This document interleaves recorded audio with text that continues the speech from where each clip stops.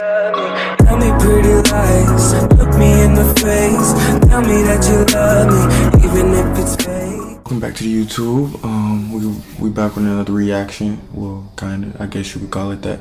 But thank y'all for whoever watched our past couple videos. We appreciate it, and we're about to get right into this video. You know what I'm saying? We're watching Home Invasion Horror Stories. They're animated by Llama Arts. So, let's get into it. Oh, bro.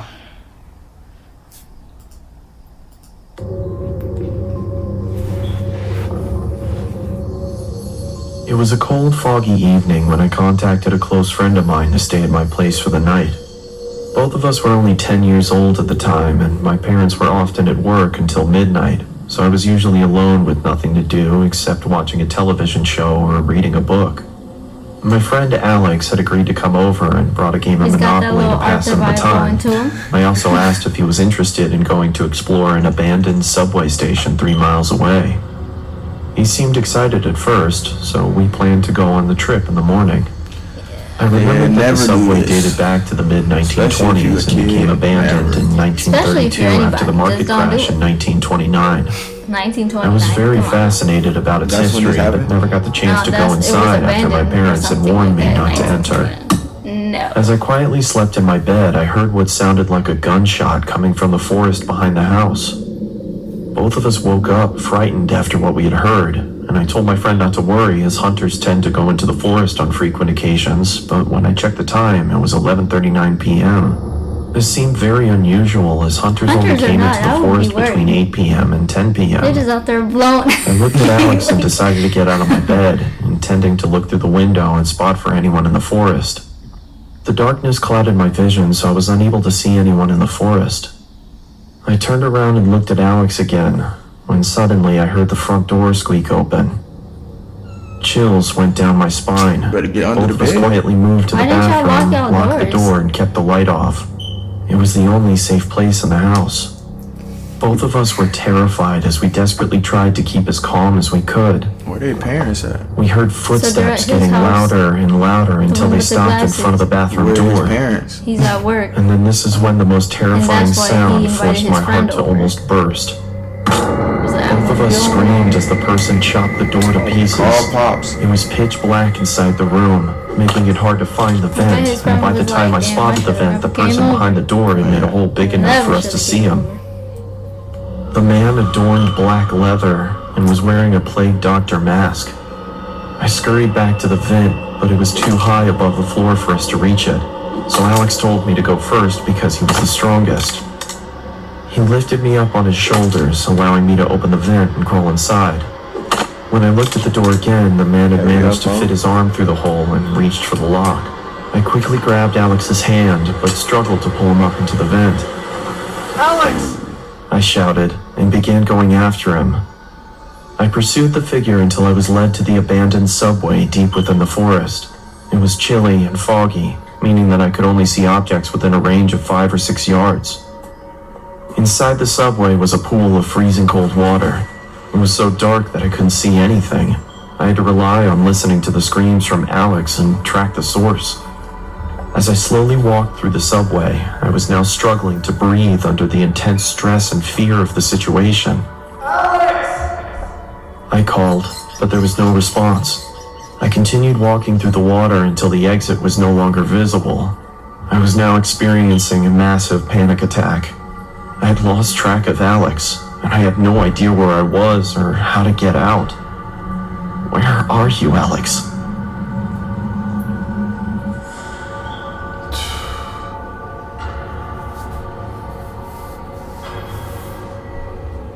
Damn.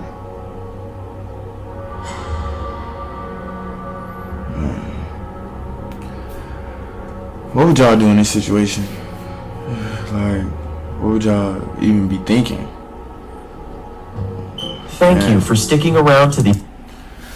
Alright, we actually gonna watch one more because that one was pretty short, so stay tuned.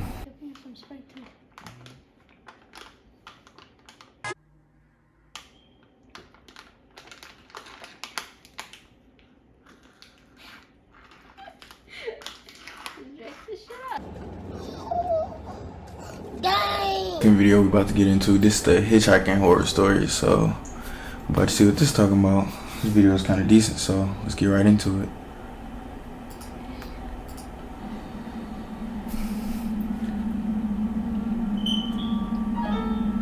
I just want to put this out there. 3 months after I turned 16 in 2005, I got my first car, a 99 Toyota Camry. On a warm Saturday night, when my friend Alex invited me over to one of his friend's big parties, I knew I wouldn't be in a condition to drive the Camry home afterward. So we carpooled with Alex's girlfriend, Brianna. We lived in the countryside of Virginia, meaning less big parties. Meaning when there was a big party, it was a huge deal and everyone would go. We lived about 5 to 10 minutes away from this kid's house. I knew where he lived as I was acquainted with him, but not exactly friends. The whole ride there, we took the same 2-lane highway type road through the woods, and this kid's house was actually on this road further down. At certain points on this road, there were a few houses on either side, and then it would just go back to being a long, empty highway again. The house was tiny, like a lot of houses around the area, but the party was held outside anyways, since his closest neighbors were relatively far away, and noise wasn't an issue. Houses. This is giving me Texas Chainsaw vibes. I'll skip most of the party up until the point that Brianna, who was supposed to be our designated driver, had to suddenly leave for a small family emergency. Alex said it was fine and that we'd find a ride home. Well, fast forward another few hours and another few drinks, and I could barely even walk straight. I checked my watch, and it was like 2 in the morning. I figured it was time to go. I started looking for Alex, but I couldn't find him anywhere. In fact, it seemed like everybody I knew had already left.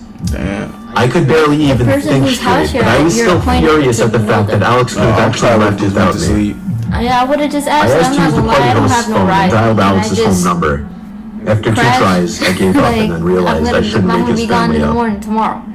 So, literally not knowing what else to do, I dizzily stepped out onto the road and began walking back home. I knew this walk would take anywhere from half an hour to an hour in my condition. I don't think so. Maybe after 15 minutes of walking down the road, the slight shine of car headlights on the road was fading in from behind me. Jumping for joy inside, I lifted up my arm and stuck out my thumb. As the car neared, it slowed down and came to a stop right next to me. The man driving the '98 Ford Explorer rolled down the window and asked where you headed. I told him my house was just down the road and beyond a right turn, probably slurring my words beyond comprehension. He chuckled and told me to hop in. I thanked him and joyously hopped into the truck. I was exhausted, and I remember completely disregarding things the guy was asking me because I was so close to just passing out. And that's what happens. He was talking the memories so of being in that truck turned to a fog, as I'm sure I passed out. And you failed that test. That's why you don't talk to strangers. The next thing I remember, I woke up still in the moving truck. The guy looked at me and laughed, but didn't say anything. I looked around and realized the road we were on wasn't familiar. I nervously asked, where are we going? He then said, so what were you doing out this late anyway? Oh, that do not matter. As the man answered my very straightforward question with another irrelevant question, the sobering reality of the situation hit me. You can let me out anywhere, I told the man. Man. The man responded with a firm no. I felt like throwing up as he said that. Oh, what? No, I really actually felt like I was going to throw up. I started to gag as I felt more and more nauseous by the second. The man took his eyes off the road to look at me. That's when I thought of the perfect distraction. I turned in his direction as I continued to gag, and he started to kind of lean away and slow down the car. Thankfully, I drank as much as I did because I finally threw up and made a point of doing it all over the man's lap. The man yelled in frustration and stopped the car, and that's when I took it upon myself to run for my life into the woods and duck behind a few bushes. We up out of there. The man came following me into the woods with a flashlight, and on 2 separate occasions, he shined the light straight over me without noticing.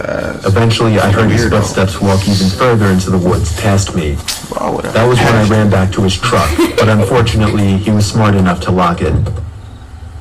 By some miracle, I saw another car approaching in the distance, and I ran out into the middle of the street, waving my arms like a lunatic.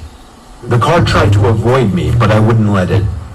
They were forced to stop, and I yelled at them to help me before they came back. Once I told them that I was kidnapped by the man who was driving that Ford Explorer, the driver agreed to give me a lift. Not to the police station or anything, but to my house. I made it back safely, but I couldn't thank the driver enough. Man. I immediately woke up my parents and told them. My dad wanted to know if I got his tag number. And then I felt like punching myself in the face. I failed to get the simplest information from the guy that would have allowed me to actually properly report him. All I knew was that he drove a faded blue '99 Ford Explorer. I made sure to give Alex a piece of my mind, and part of me always held a grudge against him ever since, just for abandoning me at a party without telling me. Yeah, I haven't seen him in 4 years now, however, and this was actually the first time I even thought about this incident for almost a year now. As time goes on, even the worst of memories may start to fade. But after writing this to share with the internet, it's once again fresh in my mind. Man, that's a valuable lesson. Watch who you hang out with, cause everybody not your friend. When I was young. But yeah, we're gonna go ahead and end the video right there. So That was just crazy. We don't even have words right now. I don't even have words. I don't even know Really what to say after that. That was just crazy. Whew. All we're gonna say is that was a lesson well learned. stranger danger. Listen to your parents. And don't drink or get messed up to the point where you're incoherent. That's dangerous. Like, he had a car. He could have prevented all of this Yeah. if he didn't get too messed up and if he just drove and stayed in his limits. True. So a lot of things to take away from these videos. So I hope y'all liked them. We liked them. So Yeah. we're gonna keep them coming, and hope y'all stay tuned. QUI&D gone. Tell me pretty lies, look me in the face, tell me that you love me, even if it's